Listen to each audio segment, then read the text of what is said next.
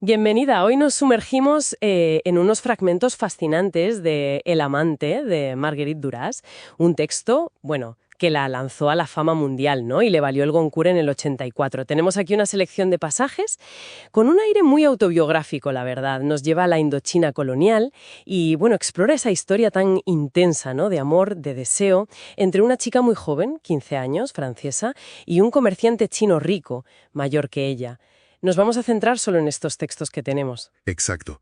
Y aunque esa relación es, digamos, el eje, estos fragmentos van mucho más allá. Nos hacen pensar sobre la memoria, lo esquiva que es, ¿no?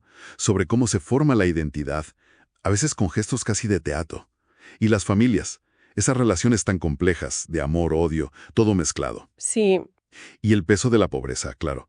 Y el ambiente colonial que está ahí, muy presente. pues nuestra exploración de hoy va a ser justo eso, intentar sacar algunas claves de estos pasajes, ver esos detalles, esas imágenes tan fuertes que usa Duras y qué nos dicen de ella, de su obra. Siempre con lo que leemos aquí, claro. Empezamos ya a analizar. Empecemos. Quizá por el principio, ¿no? Esa reflexión tan potente sobre el rostro. Sí, sí, es brutal. ¿Cómo arranca? Dice, bueno, la voz que narra, a los 18 años envejecí. Ujú. Y no es poco a poco, ¿no? Habla de algo súbito, prematuro, y cuenta cómo lo miraba, casi con interés, como si leyera algo en su cara. Es una imagen que ya te marca. Ese rostro devastado, lo llama así. Y que luego, años después, un desconocido le dice que lo prefiere al de joven. Fíjate, parece que no es solo físico, ¿sabes? Sugiere una madurez a la fuerza, impuesta por todo lo que vive, por la familia, lo que luego cuenta. Claro, Tengo un rostro destruido, llega a decir. Y más tarde lo relaciona, bueno, lo conecta con el alcohol. Dice que el alcohol suplió la función que no tuvo Dios. Tremendo. Añade esa capa de dureza, de desamparo, quizá. y justo ahí, hablando del rostro del tiempo, suelta esa idea que te descoloca. La historia de mi vida no existe, eso no existe, nunca hay centro. O sea, rompe de entrada con la idea de una historia lineal, ordenada, una autobiografía al uso. Totalmente. Es como una advertencia. A ver, no esperéis una crónica fiel, ¿eh? Lo que va a haber son pasajes, dice, silencios, zonas oscuras. La memoria no es un archivo perfecto, es fragmentaria. Selecciona, a lo mejor hasta inventa cosas. Y eso de que no hay centro sugiere una vida o un recuerdo de vida a impulsos, con rupturas, ¿sabes? Cosas que lo cambian todo, pero sin una lógica clara. Es toda una declaración de intenciones de cómo va a contar. Y de esa memoria rota, digamos, sale una imagen que ella considera clave, como una foto mental que no se va, aunque dice que no hay foto real, ¿eh? Ella, con 15 años y medio, en el transbordador del Mekong. Diré más, tengo 15 años y medio. El paso de un transbordador por el Mekong. Parece el punto de inicio, ¿no? El símbolo de lo que viene. Sin duda. Y lo más importante de esa imagen es cómo describe la ropa que lleva. Es casi un manifiesto. Un vestido de seda, usado, de su madre, finísimo, casi transparente. Y los zapatos, Los zapatos del amedorado. eso es, de tacón alto comprados de rebajas. Los primeros tacones. Una mezcla de, bueno, de glamour barato y de querer ser algo más. Y el sombrero, el famoso sombrero, de fieltro rosa, de hombre, con cinta negra. Lo que ocurre ese día es que la pequeña se toca la cabeza con un sombrero de hombre. Y ella misma explica el efecto, ¿no? Que ese sombrero cambia su delgadez de adolescente, la vuelve intencionada, deseable, una opción del espíritu, dice. Es fascinante cómo se construye a sí misma ahí. Ese sombrero de hombre, la figura adolescente, el vestido casi sugerente, crea una ambigüedad buscada. Como dice ella, con ese sombrero se siente otra, puesta en la circulación de las ciudades, de las carreteras, del deseo. Es su forma de hacerse ver, de tener una identidad propia, desafiante, en ese ambiente tan opresivo, ¿no? Familiar y colonial. Un atuendo que, ojo, dice que podría dar risa, pero no. Quizá por la seguridad que transmite. Pero esa construcción de sí misma no está aislada, ¿verdad? El texto da a entender que esa ropa, esa performance, está ligada a la familia también. Sí, claro, más adelante se ve.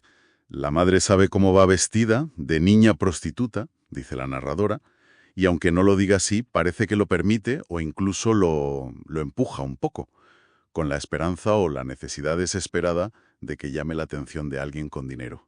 que ayude a casa. Uf. Así que la ropa es las dos cosas, afirmación personal y reflejo de la precariedad, de las estrategias raras de supervivencia de la familia. Hablemos de la familia, porque lo que cuentan estos fragmentos es tremendo. Amor y odio en la misma frase. Intensísimo. La madre es una figura clave. Maestra, pero marcada por una madre desesperada por un desespero tan puro. Así la define. La madre es pura contradicción, tal como la pinta aquí. Pasa de una desgana de vivir terrible, de momentos en que parece que no puede con los hijos, a tener arranques de energía, de planes. Sí, las oposiciones de matemáticas para la hija. Exacto, pero luego hace compras impulsivas que no pegan nada, como los zapatos de la ME o el sombrero ese. Es una figura muy trágica, ¿sabes? Marcada por la pobreza, las decepciones. Su amor está mezclado con desesperación, con una dureza que a veces cuesta entender. Y los hermanos, igual de extremo. El mayor lo describe fatal, violento, asesino de los niños de la noche, alguien a quien odia y ama. Llega a confesar, quería matar a mi hermano mayor para proteger al pequeño. Sí, esa relación está marcada por la violencia, por el miedo. El hermano mayor tiraniza al pequeño, al que ella llama mi niño. Y este pequeño es la víctima, ¿no? Frágil. Su muerte después, lo cuenta, es un cataclismo para ella, un antes y un después. La dinámica entre los tres hermanos parece definir mucho el ambiente en casa. Y todo esto con la pobreza de fondo, pero una pobreza especial, ¿no? Lo matiza bien. Eso es, no es la miseria total, el hambre de los locales. Es la pobreza de los niños blancos pobres en la colonia, que da vergüenza. Nosotros éramos niños blancos, nosotros teníamos vergüenza, escribe. Tenían criado, comían, pero vendían muebles. Es la humillación de haber caído, de intentar mantener las apariencias. Describe una familia pétrea, cerrada, donde no se habla, no se miran, unidos en la vergüenza de principio por tener que vivir la vida. Es un ambiente muy cargado, la verdad. Y en medio de todo eso, en el transbordador, con esa ropa tan rara, pasa lo que lo cambia todo, el encuentro con el hombre chino. Hombre elegante, se nota que rico, vestido a la europea. La mira desde su limusina negra. Ella nota la mirada, dice que está acostumbrada, pero ve algo más, que está nervioso, intimidado. Y lo lee enseguida en clave racial. Existe la diferencia racial, no es blanco, debe superarla, por eso tiembla. Una conciencia muy aguda del poder y las barreras desde el minuto 1. Él le ofrece llevarla a Saigón. Y ella acepta, sin dudar. Y cuenta que ese momento es una ruptura. Siente que está al margen de esa familia por primera vez y para siempre. Decide al instante ocultarlo todo, crear su propio espacio secreto. Ese viaje en coche es el principio de la relación clandestina. La lleva a su apartamento de soltero en Cholén, el barrio chino. Y la descripción de la primera vez es muy física, pero a la vez como distante, ¿no? Poca luz, el ruido de la ciudad fuera. Él, nervioso, le declara su amor casi al instante. La respuesta de ella es sorprendente, casi fría. Le pide que no la ame, que haga como con las otras. Le dice, preferiría que no me amara. Quisiera que actuara como acostumbra hacerlo con las mujeres. ¿Qué nos dice eso? ¿Es miedo? ¿Control? ¿Se está protegiendo? Buah, esa petición es complejísima. Podría ser una defensa, ¿no? Ante la emoción que él le echa encima. Una forma de mantener el control ella. O también una lucidez increíble para su edad, como diciendo, sé que esto no es amor, no nos engañemos. O incluso, pues, una aceptación un poco cínica de que hay dinero por medio, ¿no? Que él mismo dice luego, has venido porque tengo dinero. Ella siente deseo, lo describe, pero a la vez esa distancia, esa seguridad de que él no la conocerá nunca. Hay una mezcla muy marcada de entrega física y reserva total.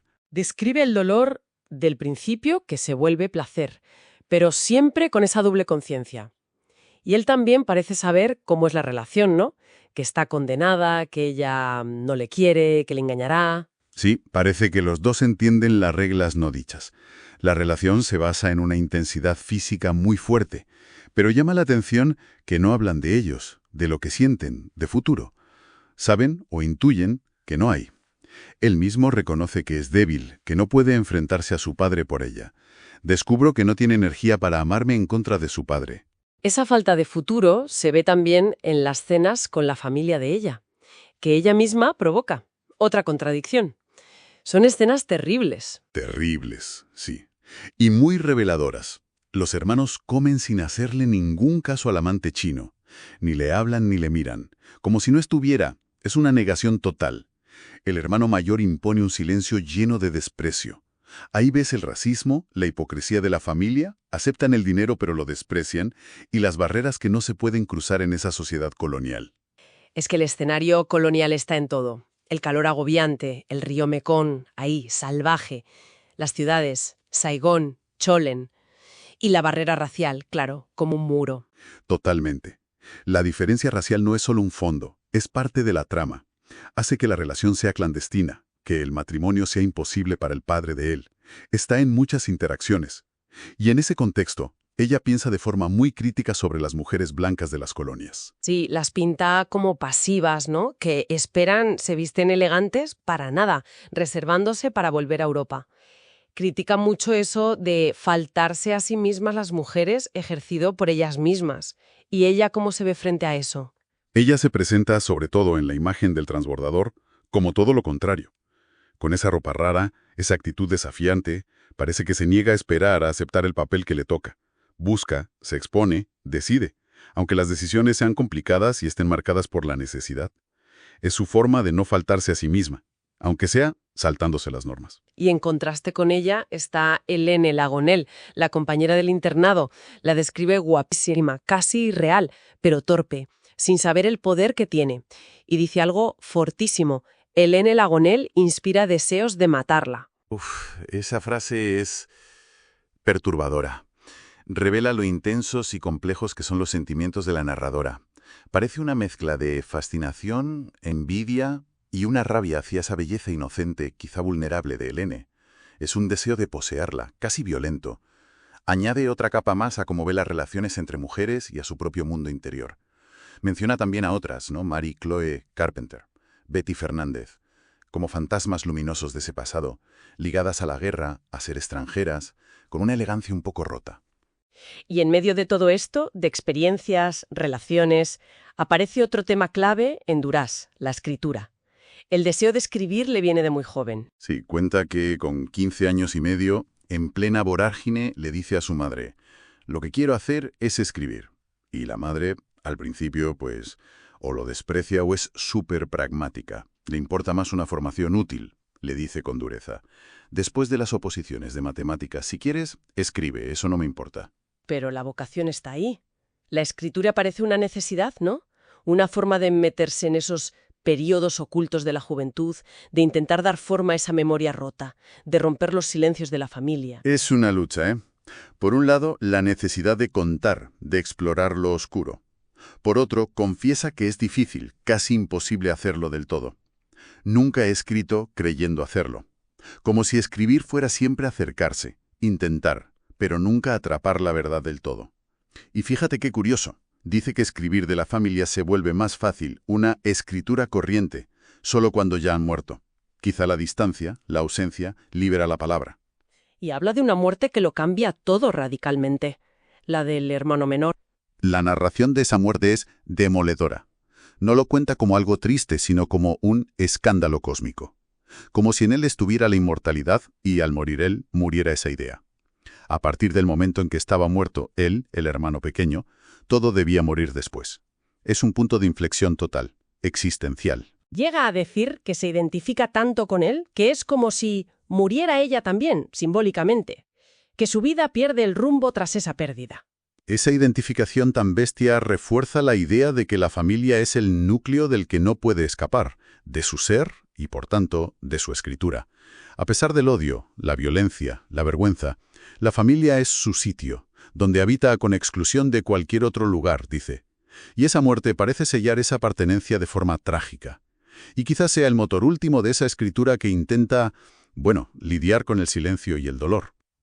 La verdad es que estos fragmentos dejan imágenes, sensaciones muy potentes, que se quedan. Ese rostro envejecido antes de tiempo, el impacto de la chica con sombrero de hombre, la madre, entre desesperada y llena de impulsos, la tensión brutal en la familia. Y esa forma tan directa, tan física y a la vez tan poética, de explorar el deseo, el cuerpo, como lugar de placer, de dolor, de conocimiento, de negocio también. Y cómo mezcla lo íntimo, la memoria, la familia, con lo social, lo histórico, la pobreza, el colonialismo, lo racial.